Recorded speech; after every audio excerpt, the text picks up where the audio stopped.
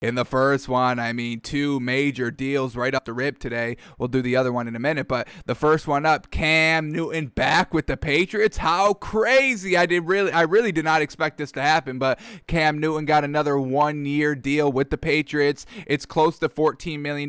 Now, that is very incentive heavy because, I mean, you're not really going to pay this man $14 million based on what he did last year. So now it all comes down to, is this a good signing for New England? Well, I didn't really love what Cam Newton did last season, and Cam Newton's not a quarterback that can elevate not great receivers to great receiver status. He just cannot do that. He didn't do that in Carolina. He definitely did not do that in New England. And now is New England, are they going to go out and get wide receivers? Are they finally going to get wide receivers? Is this the season 2021? Bill Belichick finally not only drafts a wide receiver, but drafts an actual good wide receiver, because they've kind of been swinging and missing on every single one of their offensive draft pieces, honestly. So it's kind of a head scratcher.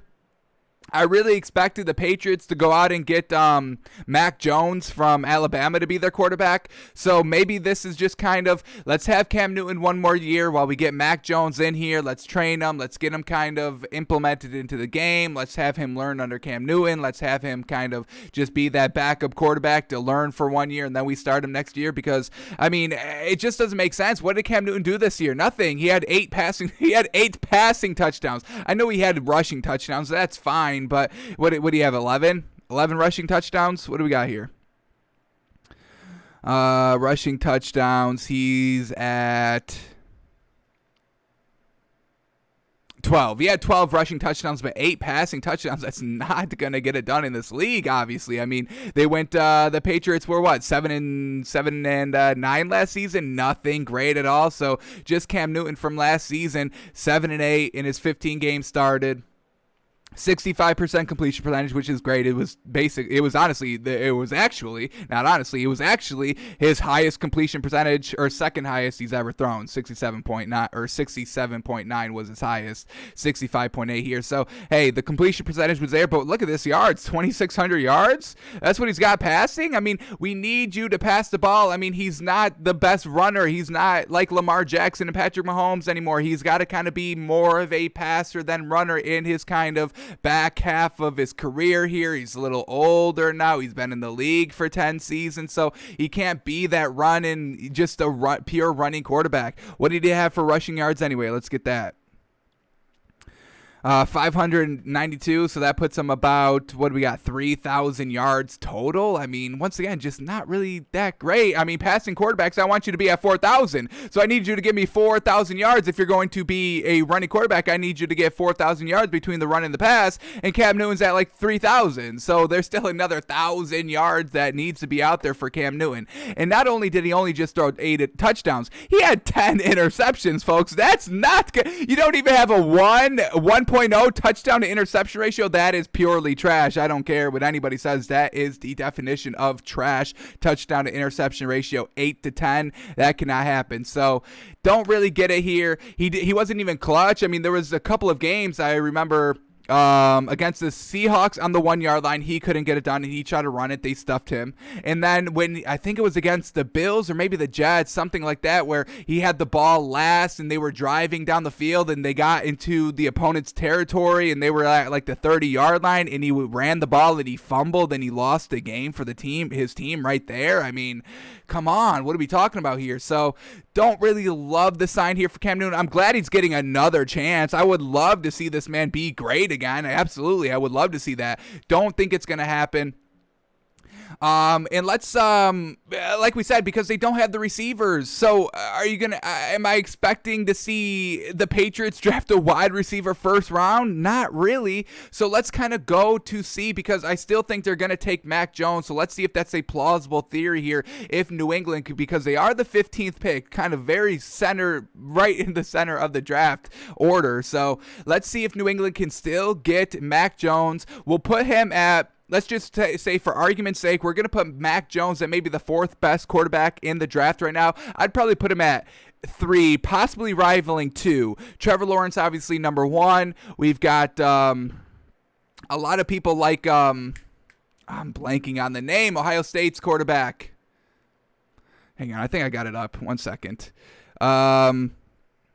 Justin Fields. A lot of people like Justin Fields. I'm not a big fan of Justin Fields, but, a lot of people have Justin Fields as one of the main quarterbacks taken. And then a lot of people have Zach Wilson over Mac Jones as well. I think I'd take Mac Jones over Zach Wilson. So let's just say, for argument's sake, Mac Jones will be the fourth quarterback taken in this year's draft. So let's see if there's 4 teams that are drafting before New England that are going to get all 4 of those quarterbacks. Maybe, New England was just like, hey, we have to get a quarterback. Let's just get Cam. He was here last season. Let's look for a quarterback next year in the draft, or something like that. Or maybe let's just get a very, very big project at quarterback at some point in the draft. So let's see what we get here. Jacksonville at number 1 is obviously taking Trevor Lawrence. There's no doubt there.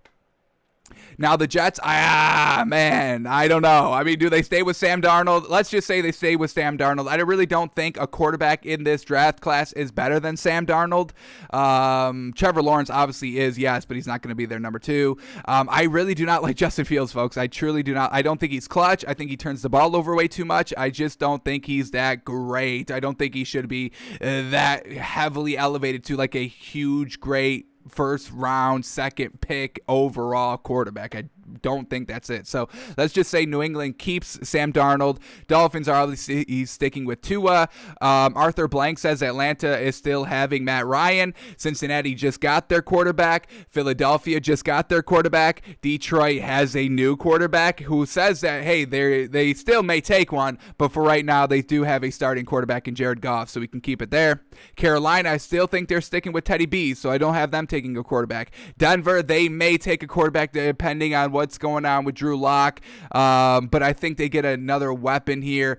Let's just say, let's have Denver taking a quarterback. We'll have Denver taking quarterback, so that's 2 quarterbacks off the board. Dallas, they just paid Dak. Giants, we just read that Dave Gettleman is all solid on Daniel Jones.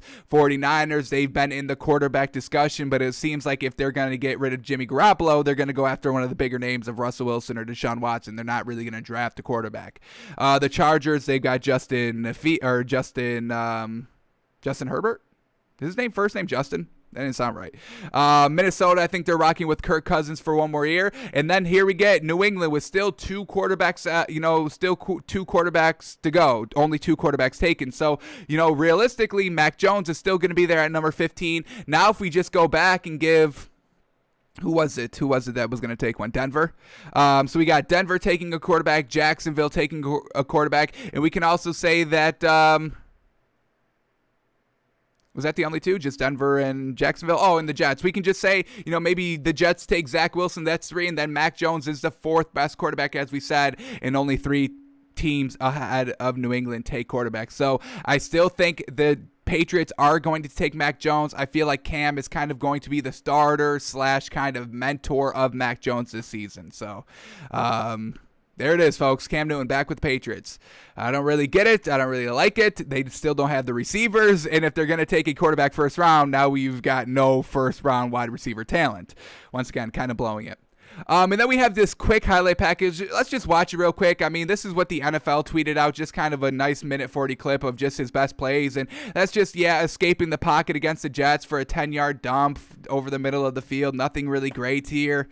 He's big. He's 6'5", 250. I mean, he can escape the pocket and not be brought down in the pocket. I mean, that's the best thing about his game. Going deep here against the Seahawks. What a beautiful ball. I mean, we know he does have the accuracy, but is it consistent? We know he can do this whenever, and this is a beautiful ball. Don't get me wrong. Truly, this is great. Let's count the yards, throwing it from the 15-yard line. Getting it all the way down to the 30. Holy moly. There's Julian Edelman there laying out the catch. I mean, who's going to make those catches? Who's going to make those diving catches? Then we get Cam Newton running past everybody. I mean, we know he's a better runner than passer. We just looked at his stats. I mean, he had 8 passing touchdowns and 12 rushing touchdowns, and that's what we expect him to do. How much can he keep it up longer for? Like we said, he is going into his 11th season in the league. Already against the Texans, going deep, and that's a 50-yard bomb. Absolutely fantastic. Perfect. I mean, that's perfect. We know this man's got the deep ball accuracy, but once again, consistency, clutchness, that's what we didn't see from him this year. I mean, let's just quickly go to, I know we're spending a lot of time on this, but let's just quickly go to what New England did. Were they even competitive against kind of the top tier teams this season? As we said, they only won 7 games this season, so nothing really great. So once again, let's kind of close it out here. Who were the teams that they were competitive against? Alrighty, they beat the Dolphins week 1 with Ryan Fitzpatrick.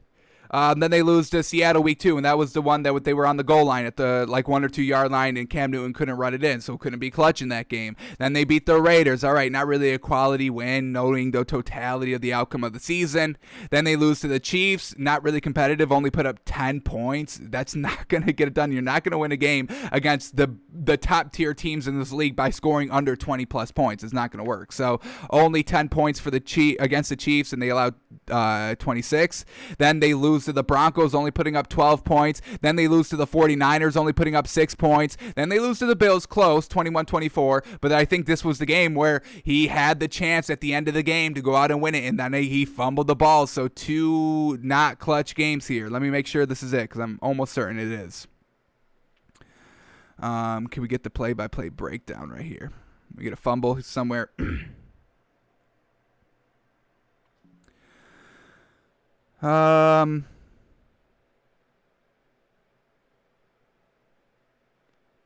Yeah, right there. Forced a fumble. He fumbled on the Buffalo's 19-yard line with 37 seconds left, and they're down 3, folks. They were only down by a field goal, and he fumbles the ball. That's guaranteed overtime, and he fumbles. So wasn't clutch at all this season. Just initially in the first half of the season, because this was